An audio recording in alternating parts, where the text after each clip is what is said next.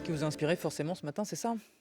L'Iowa ouvre le bal ce soir des primaires pour la présidence des États-Unis. Tous les États vont se prononcer les uns après les autres. Ce processus sert à désigner les deux candidats républicains et démocrates qui s'affronteront pour l'élection finale le 8 novembre.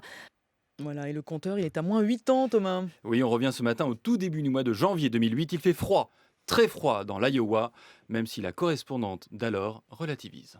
Actuellement, il est midi dans l'Iowa. On a donc encore tout l'après-midi pour préparer ce véritable conclave. On va beaucoup s'agiter. C'est tant mieux parce qu'il ne fait pas très chaud chez vous. Alors c'est vrai, en même temps, vous savez, ce matin, il fait gentiment moins 10 degrés ici, donc par rapport au moins 23 d'avant-hier, c'était juste si on n'a pas sorti les tongs. Voilà. Voilà. J'avais parié, j'avais gagné. Je voulais juste le Vous souligner. avez Oui. donc reconnu le ton et l'humour de Fabienne Ouais. Sintès, alors en poste aux États-Unis. Le caucus de l'Iowa a tous les 8 ans valeur de test, mais en 2008, l'attention est plus particulièrement focalisée sur le camp démocrate. Le jeune candidat Barack Obama est l'attraction. Son duel à venir avec Hillary Clinton excite d'autant plus que très peu d'observateurs voient le candidat républicain vainqueur de l'élection générale pour succéder à George W. Bush. Alors quand Obama emporte dans l'Iowa, le caucus, c'est un coup de tonnerre, un moment historique. Barack Obama saisit l'importance de l'instant. Et si c'était la prochaine First Family des États-Unis, les prochains locataires de la Maison Blanche?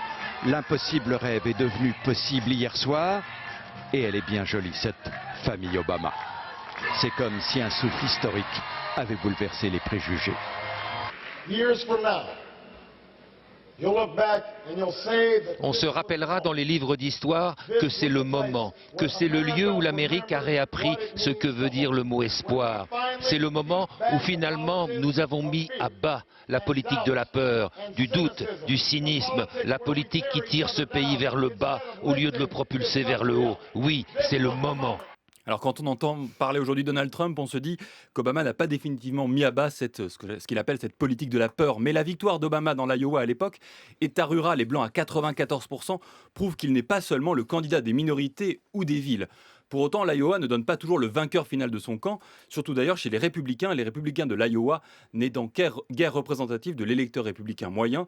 Ainsi, cette même année 2008, c'est l'ultra-conservateur Mike Huckabee qui l'emporte, le républicain qui sera finalement investi par son parti, John McCain, ne finissant que 4e. Histoire de nous rappeler qu'il faut prendre avec précaution les résultats de l'Iowa. Merci beaucoup, Thomas Negarov sur France Info. Et ce vote, on en reparle bien sûr tout au long de la journée sur France Info.